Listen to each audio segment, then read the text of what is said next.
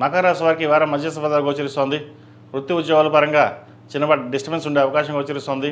దూర ప్రాంత ప్రయాణాలు, సెల్ఫ్ డ్రైవింగ్ విషయంలో జాగ్రత్త వహించాలి. ఆరోగ్య విషయంలో కూడా కొంచెం జాగ్రత్తలు తప్పనిసరిగా తీసుకోవాలి. ధనం అధికంగా ఉంటుంది, ధనం చేతికి అందుకు వస్తుంది. వచ్చిన ధనాన్ని సేవింగ్స్ చేసుకోవాలి, లేకపోతే నష్టపోయే అవకాశం గోచరిస్తుంది. ఎవరికైనా ధనాన్ని అప్పుగా ఇస్తే తిరిగి వచ్చే పరిస్థితి కూడా లేకపోలేదు. వాటి విషయంలో కూడా జాగ్రత్త వహించాలి. అదేవిధంగా స్థిరాస్తులకు సంబంధించిన విషయ వ్యవహారాలు, ఇల్లు కానీ ఫ్లాట్ కానీ కొనాలని అమ్మాలని యోచన చేస్తారు. ప్రస్తుతం వాటిని విరమించుకోవడం చెప్పదగినది. అమ్మడం కానీ కొండ కానీ ప్రస్తుతం ఉన్న పరిస్థితుల్లో గ్రహతులు అంత అనుకూలంగా లేదు కాబట్టి వాటి విషయంలో కొంచెం జాగ్రత్త వహించి ఆచితూచి అడుగులు వేయాలి. అదేవిధంగా సంతాన విద్యా విషయాల పట్ల కొంత నిరాశ ఎదురవుతుంది. కష్టపడి చదివించాం, చక్కగా చదివిస్తున్నాం, ఏమీ సరిగా చదవలేదు అన్న భావన, బాధ ఎక్కువగా ఉంటుంది. అదేవిధంగా వివాహ ప్రయత్నాలు చేస్తున్న వారికి కాలం అంత అనుకూలంగా లేదు. వచ్చిన సంబంధం దగ్గర దాకా వచ్చి దూరంగా వెళ్ళిపోయే అవకాశాలు కూడా లేకపోలేదు.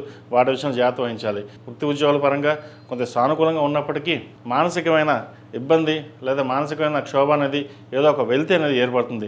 ఏం చేస్తున్నాం, ఎలా వెళ్తున్నాం, సరిగ్గా వెళ్ళగలమా లేదా, మనం చేయగలమా లేదా అనే ఒక ఆలోచన ఎక్కువగా ఉంటుంది. అటువంటి పక్కన పెట్టి మీ పనులు మీరు చేసుకోవడం చెప్పదగినది. ఈ రాశిలో జన్మించిన స్త్రీలకు వృత్తి ఉద్యోగాల పరంగా చాలా వరకు అనుకూలంగా ఉంటుంది. వ్యవహార శైలి చక్కగా ఉంటుంది.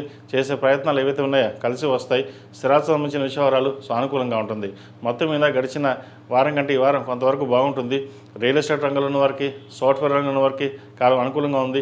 చిరుస్థాయి వ్యాపారస్తులకు కొంతవరకు బాగుంటుంది. అదేవిధంగా నూతన వ్యాపారం ప్రారంభించాలనుకున్న వారికి అంత గ్రహగతులు అంత అనుకూలంగా లేదు. వాటి విషయంలో జాగ్రత్త వహించండి. సహోదరి మధ్య విభేదాలు, ఆస్తి తగాదాలు వచ్చే అవకాశం గోచరిస్తుంది. కోర్టుపరమైన చిక్కులు ఉండే అవకాశం గోచరిస్తోంది. ఏదైనా సరే సామరస్యంగా ఉండి ముందుకు వెళ్ళాలి. మనం అన్నీ తెలిసి కూడా ముందుకు వెళ్దాం అనుకుంటే కొంత ఇబ్బందులు అనేవి తప్పు. వాటి విషయం జాగ్రత్త వహించాలి. ఖర్చును అదుపులో ఉంచుకోవాలి.